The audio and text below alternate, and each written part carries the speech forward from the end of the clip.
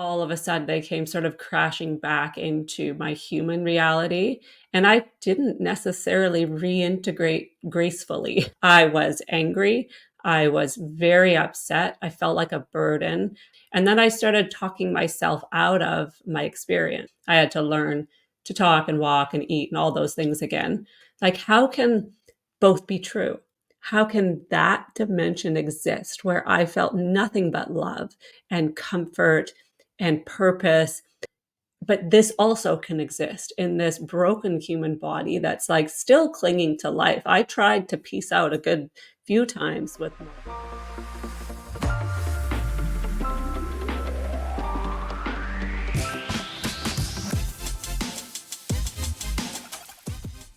What's up, guys? Welcome back to Your Superior Self. I'm Trey Downs, and today I am joined with Amber Cavanagh. Amber, thank you so much for coming back on the show. I just Yes. love your story, and I love your comment. Like, I love the energy that you bring and your perspective and all the insights. So, thank you.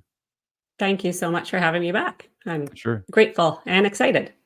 The West Coast Medium. So, what's going on in your world Yes. now? Same sort of stuff. I take summers off. So when we recorded the last interview, summer was just beginning.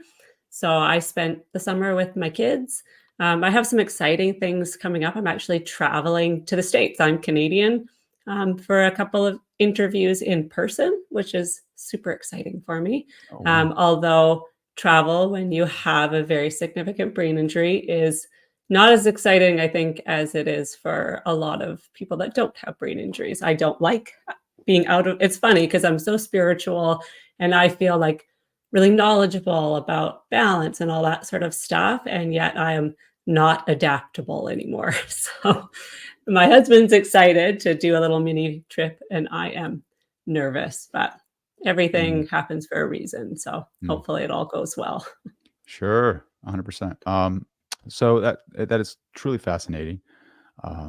Regarding your brain injury and then consciousness Yeah. in general, and how you're able to connect and give teachings and give people what they need when they need it, if that makes sense. And so, like, my Yeah. question is, like, just hearing you speak, the first thing that resonates with me is like, all right, so what's your definition of consciousness, right? If the brain is, let's say we have an injury in our brain, right? Like, how do we, where are we pulling the memories? How are we, communicating with our guides? Like, for instance, your example, right? I saw the brain scans, and it was pretty, I think it was like 25% of the brain was traumatized from that incident. Gone, like Gone. completely gone. It doesn't come back when you've had a stroke, so just gone. Just black holes in my brain.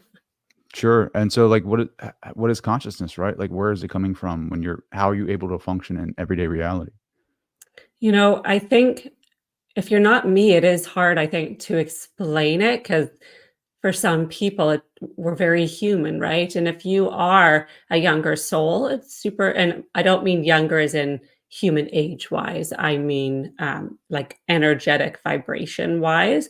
The more lives you live, the higher your energetic vibration is. And so I think for me, I very easily can sort of separate. Like I see the mind body soul connection as a triangle. So our soul is always on the other side, happy, content. And then we deal here with our mind and our body. And I can see it almost like a cyclical thing. Like I can see and feel my guides, but I also have like a amazing gift of being able to see and feel my higher self. So I can sort of, I guess, tap into the past, present, future dimensions as well as other dimensions. And for me, it just makes sense. But if you don't kind of step outside of yourself, like out of that human body and mind connection, it's really hard to understand how there is an entirely different part of you that is much more aware of the collective consciousness and that everything is very connected. It's the human condition to feel like we are the be all and end all, right? Like our life begins and ends with us. And when we're Mhm. gone, maybe there is something, but we live our lives and then whatever happens, happens. But in reality, we're living our lives with a higher level of consciousness helping us move through it all. Mm. So beautiful. Yeah. So I was sharing with you earlier that I just got back from a men's retreat, and I it's funny because like I walked in, you know, creating this foundation, this platform, having conversations with like over 500 people that have been really spiritually influential on my life, thinking like, yeah, I'm already spiritual, like having that chip on my shoulder almost, like, what am I going to get out of this? Like, I don't know. Yeah. And it totally like ripped me open and like just poured new light into me. It was like almost like an initiation, like walking through the fire. And like I totally didn't have this perspective of what like spirituality could be. It was like what you don't know, what you're unconscious of, you're unconscious of. So like having, I guess, just basic conversations about spirituality and having like a preconception of what that looks like, and then actually going into like a grad level course of spirituality, like totally blew my mind. Yeah. And then the hardest thing for me is like reintegrating back into the society. Yeah. And so you've had your near death experience and you've had all the things happen to you. Like, how the hell did you reintegrate into this place? Like, it is crazy. For a while, I kind of didn't, when I had the stroke, went to the other side, came back, I was on like a high once I gained consciousness again for, I want to say, I'm bad with time again, but a couple of days. And I was like, everything, at least till the 29th of December, and the stroke was on the 23rd of December. And I was like, oh my gosh, everything makes sense. This is so wonderful. Like, I was paralyzed, nonverbal, couldn't do anything. I was being fed by a tube, couldn't go to the bathroom by myself, but I was on this wonderful, the world makes sense until it didn't. And all of a sudden they came sort of crashing back into my human reality. And I didn't necessarily reintegrate gracefully. I was angry. I was very upset. I felt like a burden. I felt like nothing made sense. And then I started talking myself out of my experience. Like, oh, yeah, for sure. All the stuff of everyone saying, when you're dying, your brain can do weird things. And I was mad at the other side. I was mad at my guides and a little bit mad at my higher self. To be fair, I was on a ton of medication because I also had seizures from the brain swelling. And they just put you on a lot of medication while they figure out why you had a stroke. And so it was a good couple of months of very big ups and downs. Again, I had a very severe brain injury. So I had to learn to talk and walk and eat and all those things again. Um, but I was I call them my toddler temper tantrum moments. I was so frustrated with my journey, my path, and I was like, how can both be true? How can that dimension exist where I felt nothing but love and comfort and purpose, and I knew the why for everything I've ever asked? But this also can exist in this broken human body that's like still clinging to life. I tried to piece out a good few times with more strokes and sickness. I got COVID that almost killed me and gave me pneumonia. So I can't say it was graceful. It kind of felt still like a bit of an out of body experience. Like I was watching my life from afar or something like that, where it just didn't necessarily make sense. Um, and they had told me that that's what was going to happen. And so it was a slow, gradual reintegration to this spiritual person. I didn't even want to talk about my experience. I I did.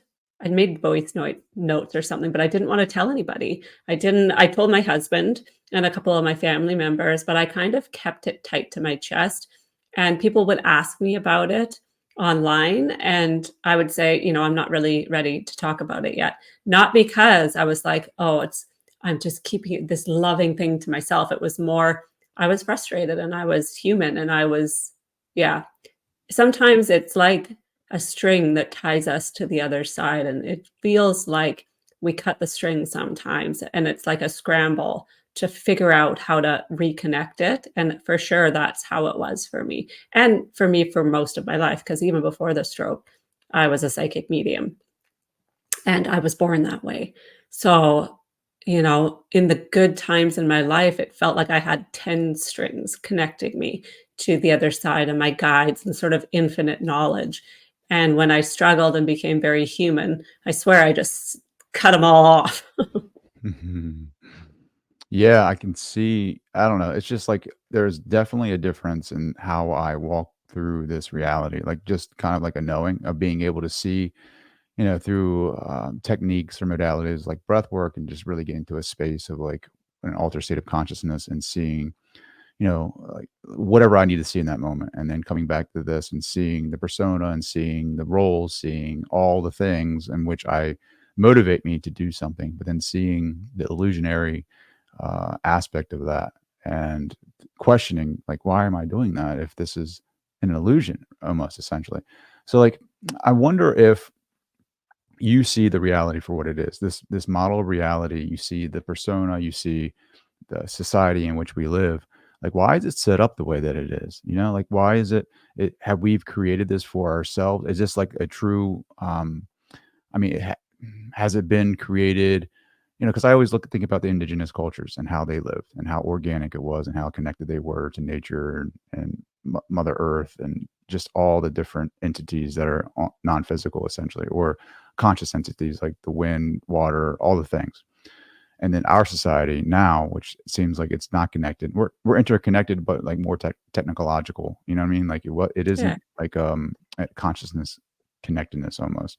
So like, why did we create this for ourselves? Is it supposed to be this challenging to know ourselves? Like, what are your thoughts? It's more that we as souls want to learn. There's no better place for deep learning than existing in a human body because it is hard. And they say here, our existence here is like school, and that is our home. And I think that's hard to sort of wrap your head around. And I know for certain people, when they're on their sort of path of enlightenment, it feels almost like purposeless to be human. Like if there's this bigger thing, why do I bother? Like, is it the end of the world if I don't do all of the things I'm supposed to do because free will exists? And I still sometimes struggle with that. I had a time just last week where I was like, you know what? I just want to quit. Like people are so mean. And they don't realize I am a brain injured human still and first, and also this person who wants to help and teach and that sort of stuff. And I still sometimes go, I want to go back to social work. Like it was so much easier.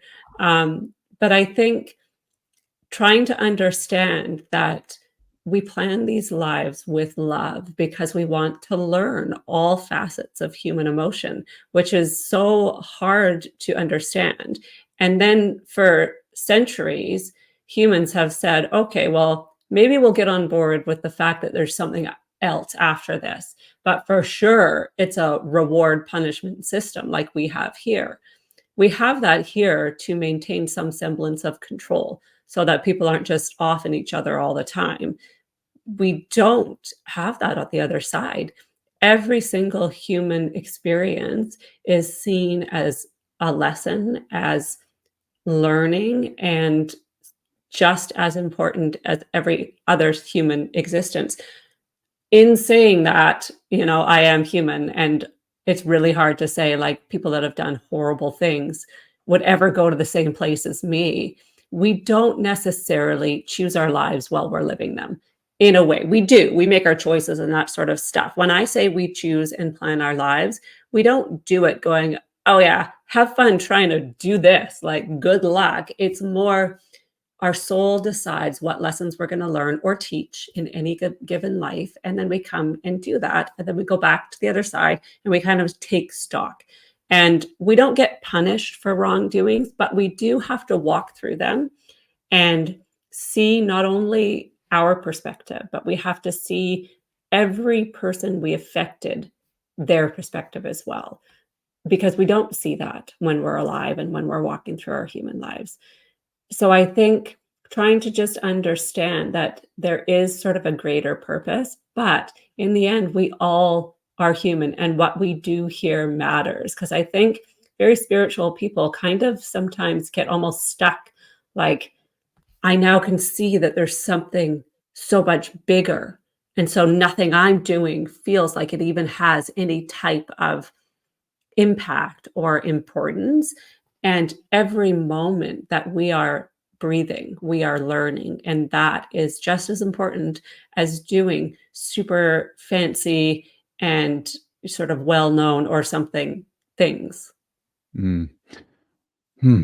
So let me ask you this, and this is a really tough question. Like, if you weren't psychic and had these abilities, and you still had your stroke, and you still had your brain injuries, do you think you would be spiritual today?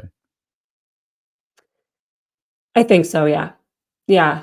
I I always knew that I didn't feel like I fit in my human body, and I couldn't understand why, even as a little kid. And I needed something bigger than me to help me understand. And so when I say spiritual, I'm maybe would have stuck with religion just because society tells you that's where you go to get the answers. And when I was religious, definitely I found comfort in the fact that there was almost like this father figure watching over me. And I never bought into the judgment part of God and that sort of stuff. I think I would not have ever been an atheist. I don't think.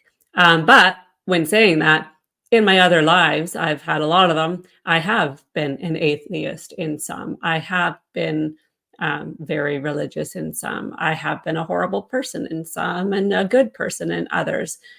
Because again, we have to learn every facet of human existence, and you can't do that in one life. I think I asked you this last time. I'm not sure. Like, how do our past lives affect us in the moment? Like the persona that I am now, like how is it affecting me?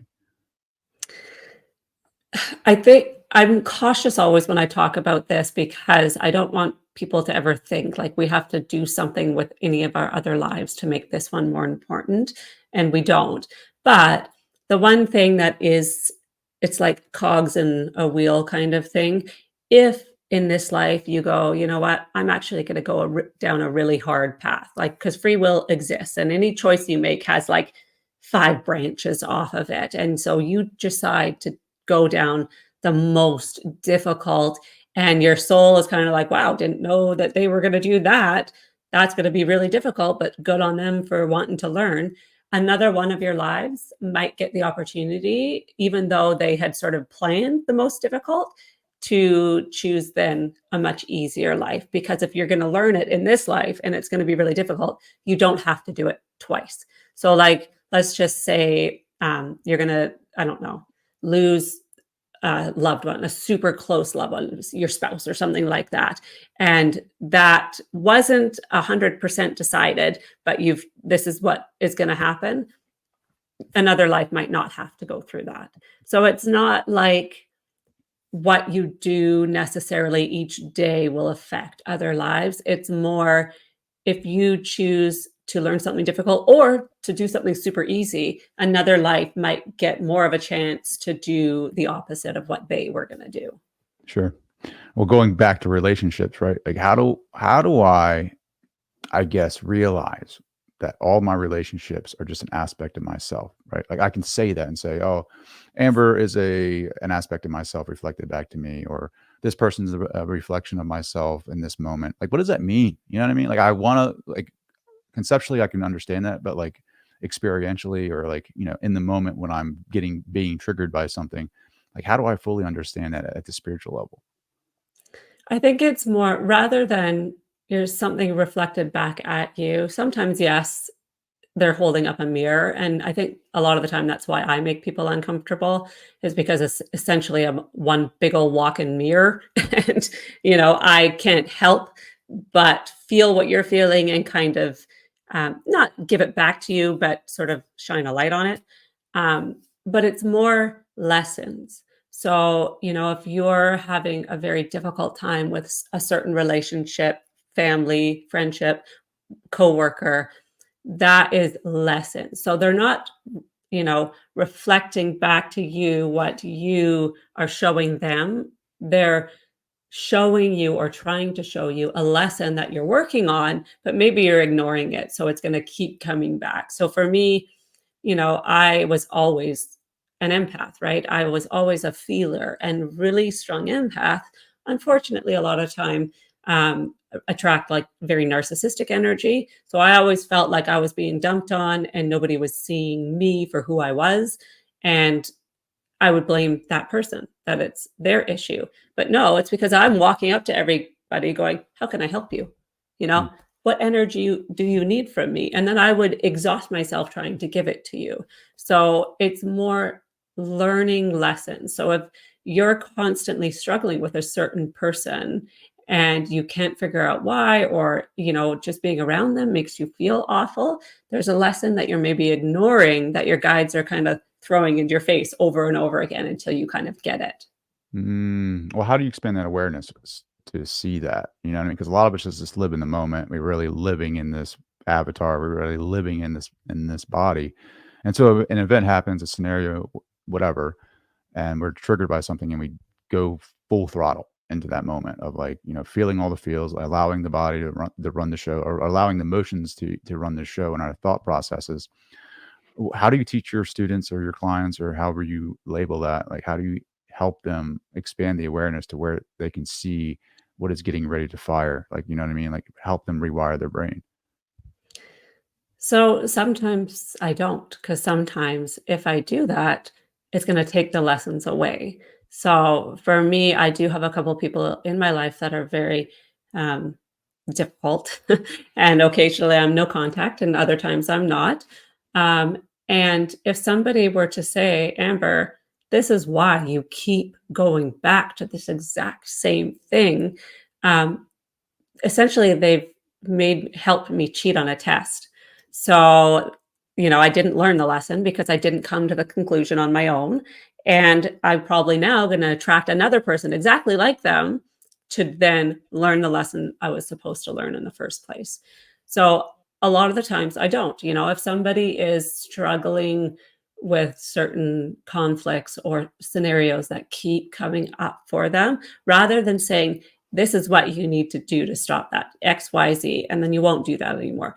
I always say, take a minute, focus, allow yourself to sort of breathe and connect, whatever your connection is, right? Talking to your guides or God or just yourself, cleansing breaths, do a cleanse and protect prayer, and then start thinking almost a mantra of, what lessons am I learning from constantly going through this? You know, is it something about self love, or maybe it's about, you know, not sticking up for myself, or maybe I'm maybe abrasive and I'm not always considering everybody else's needs and I don't even realize it. So I'm not doing it hatefully. I just, you know, I've taken the boundaries way too high to where everybody else is always failing in your right. So start focusing on the lessons, because our guides and our higher self, as we're learning lessons, when we're like on the precipice of like, oh my gosh, you've almost got it,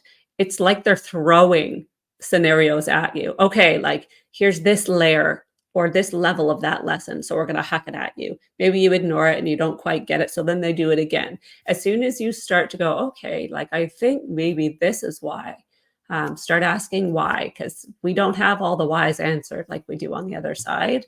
Um, and what are the lessons? And a lot of the time, it's a lot different than what we think because we're so reactive as humans. And being very reactive usually gets us in a angry, frustrated space rather than, okay, it can't be that everyone around me is just an asshole. You know, there's got to be a reason why I keep coming up against this same wall over and over again. Maybe you're the asshole, you know? Could be, right? I can um, tell you sometimes I am, and don't always realize it. But then I take stock, you know, and I apologize if it is me. Brain injured people are not known for being able to control their emotions super well. Maybe I should only speak for myself. I, as a brain injured person, cannot sometimes control my emotions. And before, I would just say, you can't argue with a psychic. And it's so awful. And I knew that always, like once I accepted my gifts, and people didn't want to argue with me because I was always right, because I could almost read their mind before they were going to say what they were going to say. And I hated apologizing. I was so awful at it. And I'm fully aware of that. And now when I do lose control. And sometimes it's anger or sadness, or I'll make a joke that I think it's funny, but it's actually not. And now I just own it and I apologize most of the time. Sometimes with my husband, I'm like, no, you're still the butthead. Well, what again, going back to the question, like if your brain isn't functioning like an average human being's brain, so what is consciousness then? Like where I mean, we've had discussions about memory, and then like you have said you don't really need memory because memory is everywhere. Like so, Yeah. what would you define consciousness as? I don't know how to define it other than I can feel it now. Like I can close my eyes and I can feel my feet in the grass on the other side, and I can feel that collective consciousness, that highest powers love radiating from everything. And not always with myself, but with other people, I can see their sort of purpose and their connection to the other side. And for me, it's every day. It's always there. I can now look at trees here and I can feel the roots that are interconnected underneath the ground. So I think I am probably not the right person to answer this question, just because for me, the two are so tied together that I don't feel like there's as much separation as the average person has.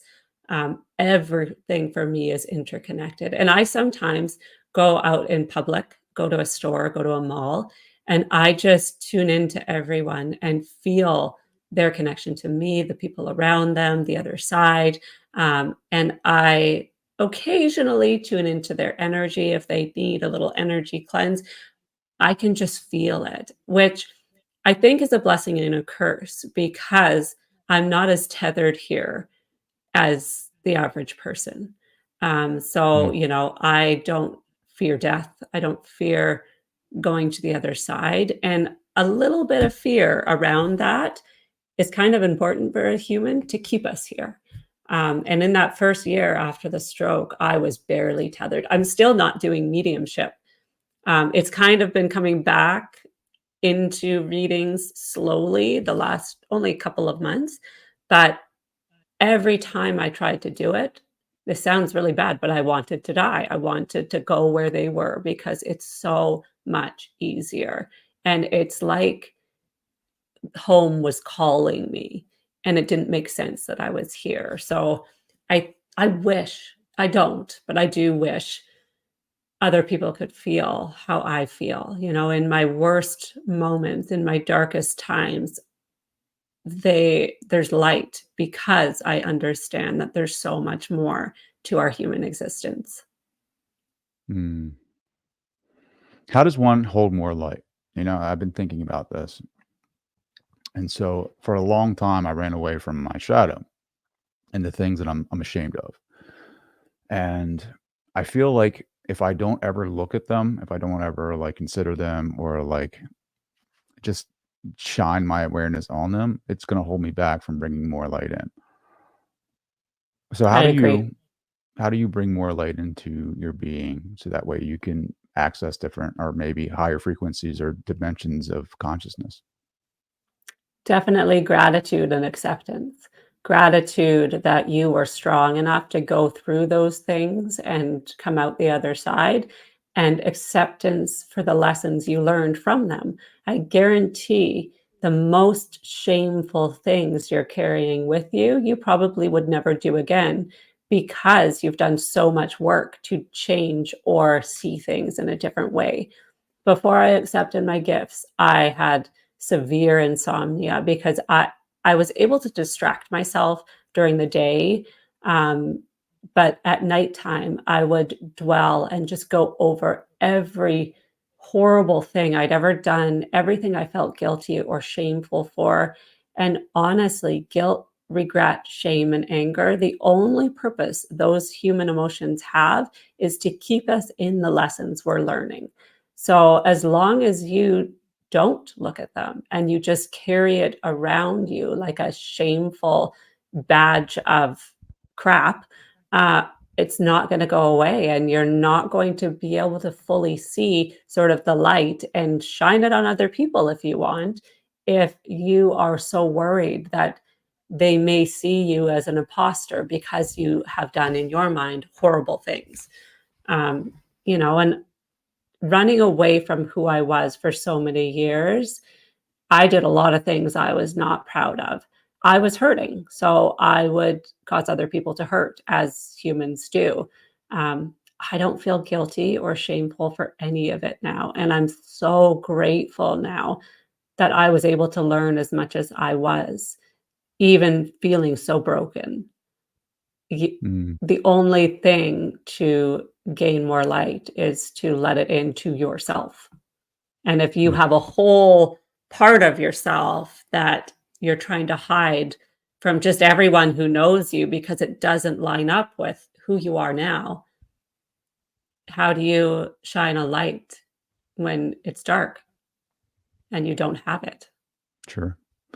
Well, what happens, like, when you bring more light in, right? So I'm just curious too, it's like a two-part question, and if you need me to repeat it, I will, but I guess 1, what happens to your reality as you bring in more light? And then 2, like, to clear some of that light, do you physically have to speak to someone that you either right or wronged or been, abused by or whatever? Like, do you need to confront them, or can you go do it No, internally? definitely not. And sometimes it would actually do more harm than good. If somebody abuses you, going to them to tell them that, normally they're very narcissistic and it's just going to hurt you more. It's having gratitude for yourself, your path. If you've really hurt someone and you know it and you feel like you need to have a conversation, if they don't talk to you, write it down.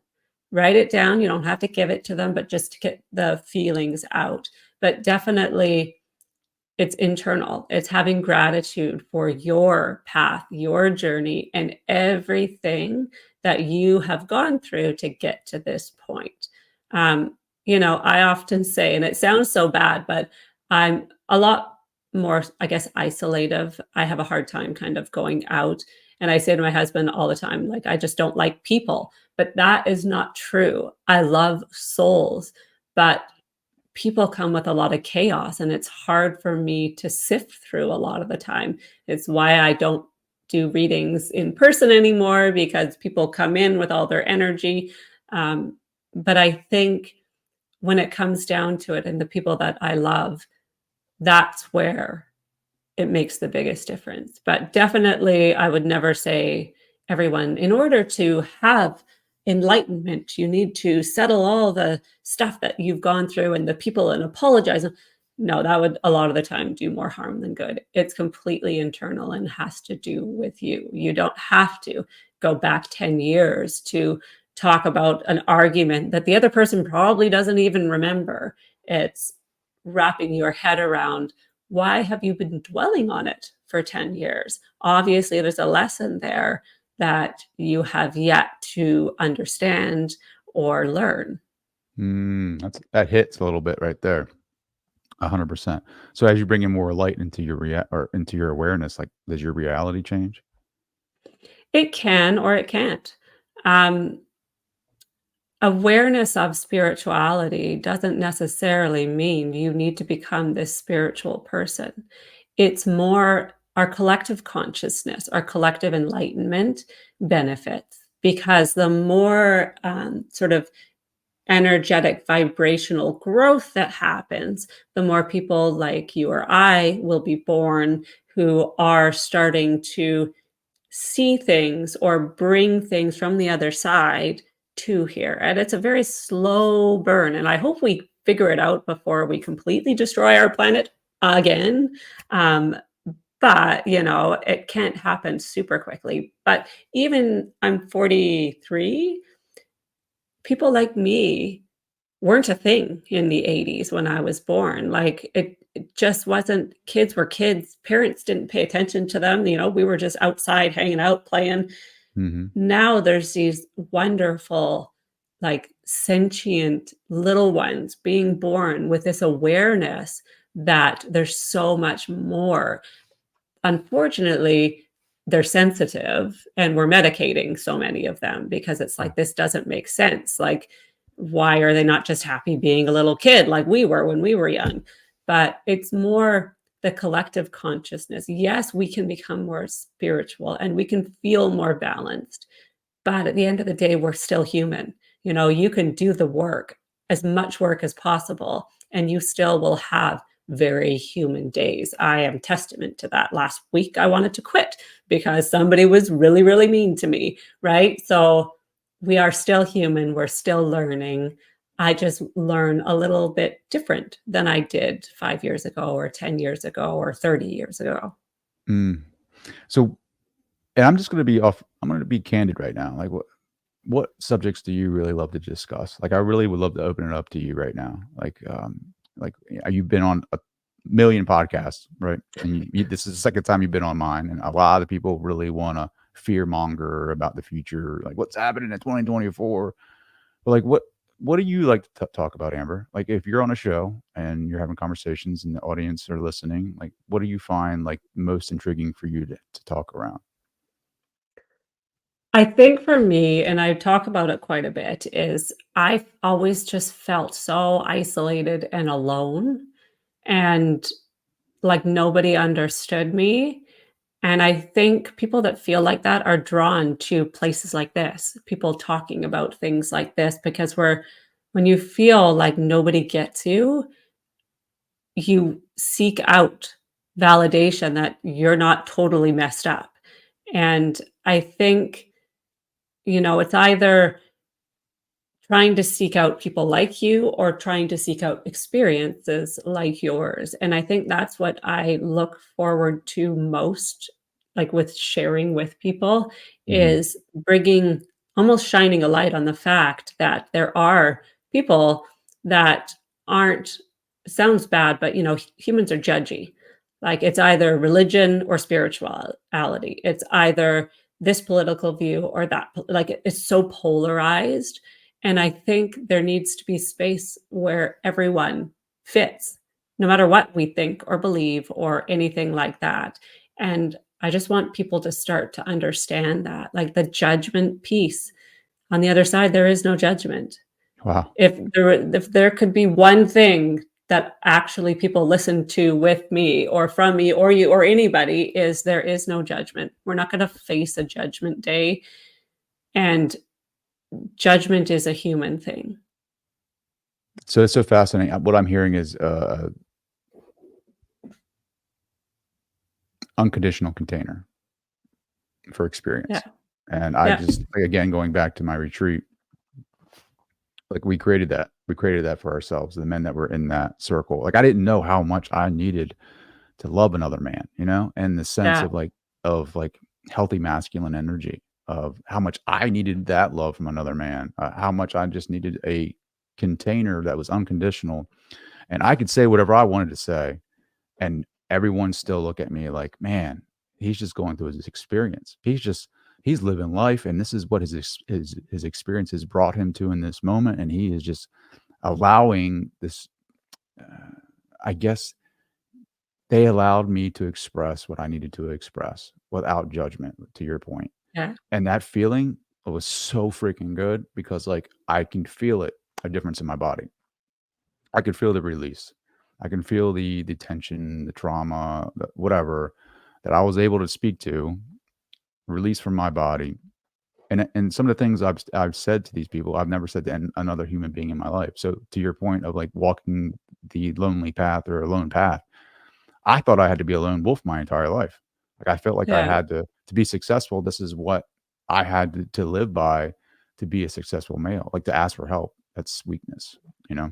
Yeah. So I feel like we need to create more community around these containers to where people can come forth and speak their truth and be accepting and unconditional in our self-worthiness or whatever, how we, empathy. Like, we just need to have more empathy for people. And I don't know, I resonate with what you said because that's exactly what I experienced. And so, like, if I can Yeah. just understand a little bit of your story and where you went when you died, and that's really what you're taking away, is like this unconditional container.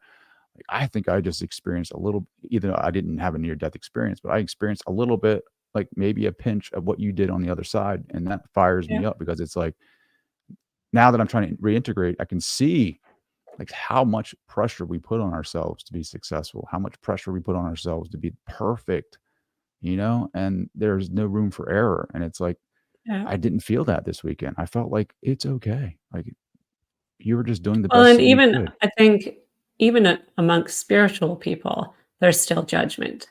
Like, are you spiritual enough? Have you been able to meditate and astral project, or, like really tune in and hear? And, even there's like kind of steps of, are you really, really spiritual, or are you not really, or are you like a guru, wonderful, like everywhere, every moment of human existence, there is and can be someone there to judge you that you're not doing it correctly. I think, especially for men, and I know this bothers some people, but we're just coming out of the men don't cry, don't talk Mhm. about their feelings. You take care of the women, and you are the provide, all of that sort of stuff. And as we're becoming more enlightened, and gender is going to, and this makes people mad, but gender is going to start to be how it is on the other side, that our gender is not determined by our sexual organs. It's everyone kind of um, feels and connects soul wise, not sex gender wise. As we are starting to move into that dimension of belief, the roles of like typical men, typical women roles are going to start to go by the wayside. And again, that is still a little bit ahead in our enlightenment. But even for me, I've been doing like working as this since 2015. I used to never have men in any of my groups coming for readings. The only time they did is when their wife, Kate, like got them like a gift certificate and was like, "You're going because you're all effed up and I can't handle you anymore." It was never their choice. To now, like I did a group last week, and I think there was 3 men in it out of 11, because those roles of you have to be this and you have to be that. Same with women. I was raised to be the cooker, cleaner, take care of the family, that sort of stuff. Um, that's all slowly dissipating, very slowly, and it's becoming more socially acceptable that we're meeting on an even playing field. Where I used to always joke with my husband, you have to live a lot of lives as a man before you get the privilege of being a woman, because we were always seen as the more connected and spiritual, especially because of being able to carry babies. And when we're pregnant, that soul stays on the other side until the moment of birth. So essentially, that's how we connect with our little ones. We get like a little glimpse of the other side.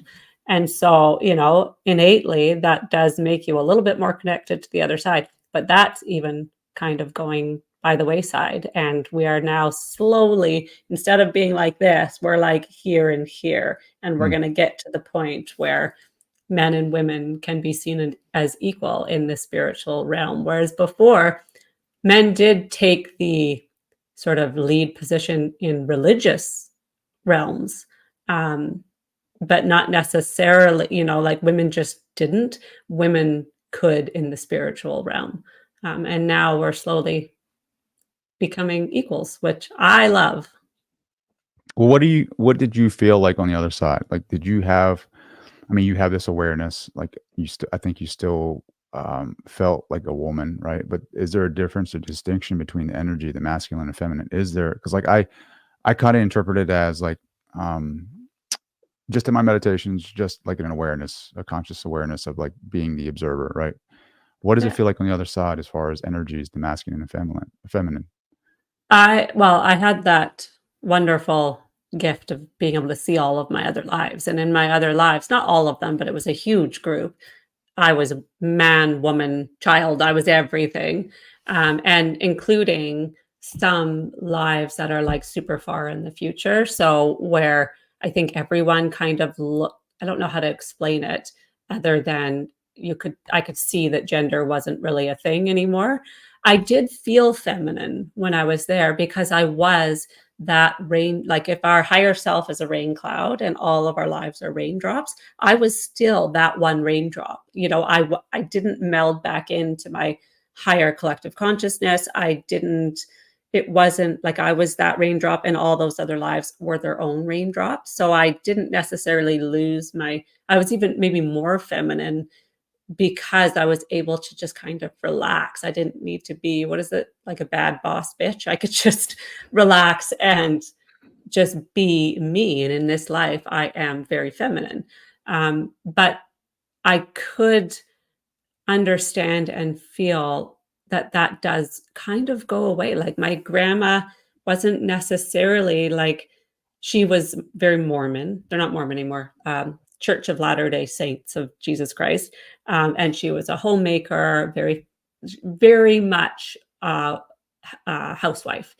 And she definitely didn't necessarily feel like that anymore. She was just a really strong, loving soul. Same with my mother-in-law. Um, but we do look, if we want, different genders. My guides looked how I had seen them when I was here. One is like a really sweet kind of grandma energy. The other one is like a 21-year-old woman. Um, so they look genders because we need them to look like that. But as far as men and women, there's not really a separation on the other side. How would you classify the higher self? Do you think it's a collection of everything that you've ever been? Yeah. Yeah, Yeah, and and then it's like in a creepy way to explain it, it's like they're the, what is that, like the puppeteer, yeah, So your higher self can see and interact with every single life that you're living and can participate in any moment at any given time because time and space don't exist. And that is such a strange concept that because is strange.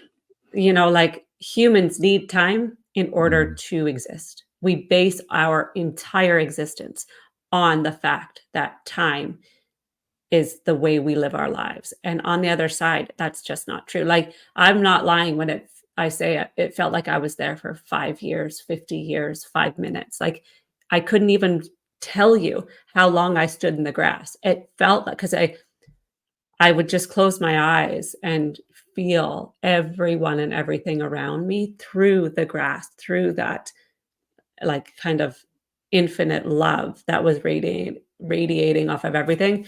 And it felt like there was no time, like there was no pressure of, okay, come on, like you gotta, like your body is seizing, you're gonna die, hurry up, hurry up. It just didn't exist. And I, even as a human who has been there, don't understand it. Like I have no idea what it's going to be like when I actually cross over from this life and really get to understand what the heck that means. Like how in the world can I relive this life when in my mind this life is already done? How could I ever go back to the life in the 1800s where half my kids died of whatever that flu was, that like the late The 1800s? plague? How, yeah, no, it was No? like some horrible flu. I had 11 kids and 6 died.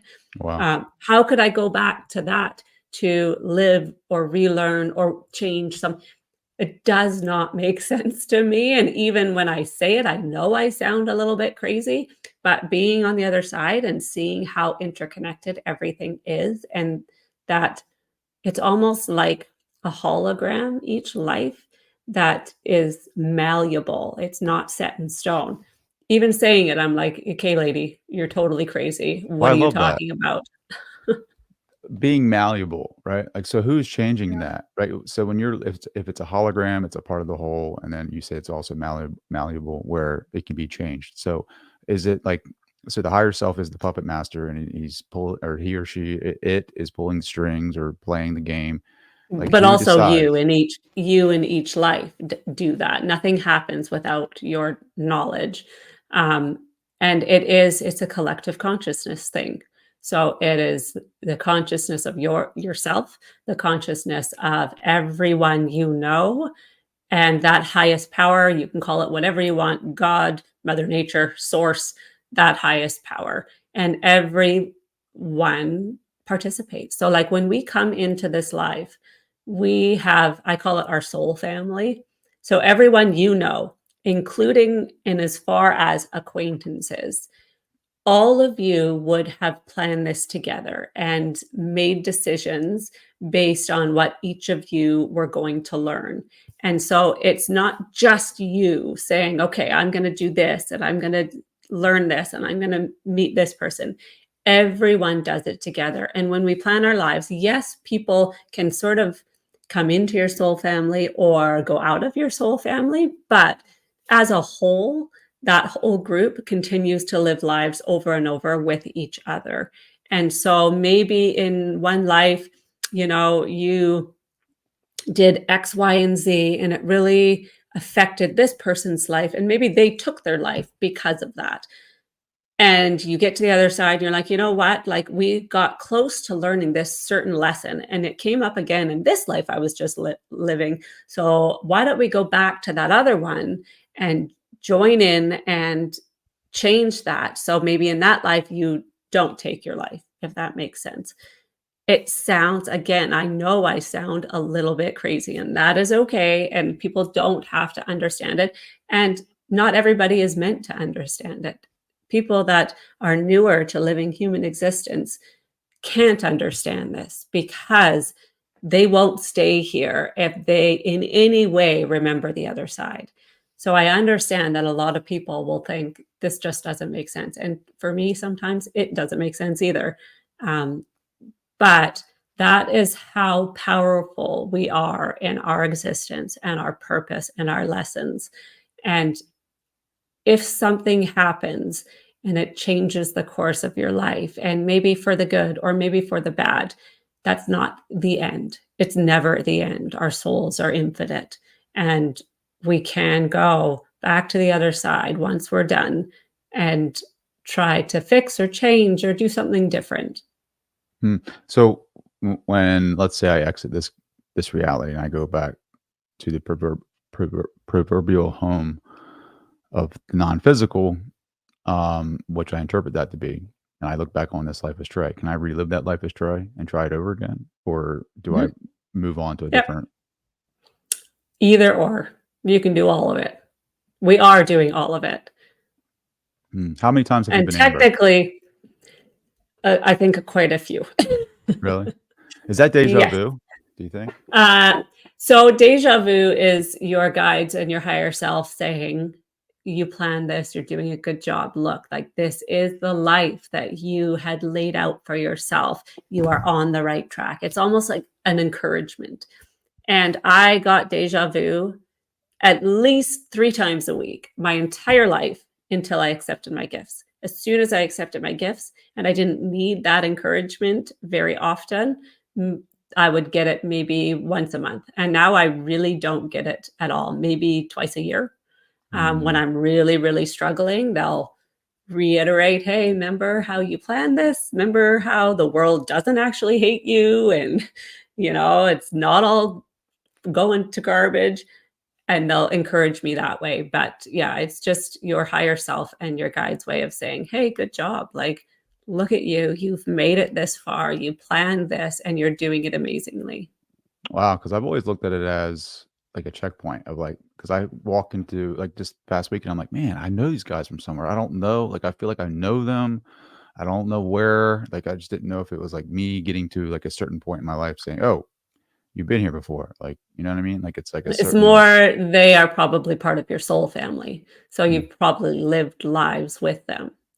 Having your soul family doesn't mean you're going to come into this life with everybody who is going to be in your soul family. No, obviously, because you're going to have kids and that sort of stuff. But also, people, how many times do we hear, like, I never knew what a best friend was till I met my best friend at 30 or something like that? That person is part of your soul family. sure. So when we reach certain points in our lives, is our future selves, our future lives feeding us energy, like the way that we think the past lives are affecting us? You know what I mean? In the same moment? Like, how does that work? It's more that it's all working together. Yeah. So it's like a cloud in relation to rain, in relation to rivers and oceans. So everything is affecting.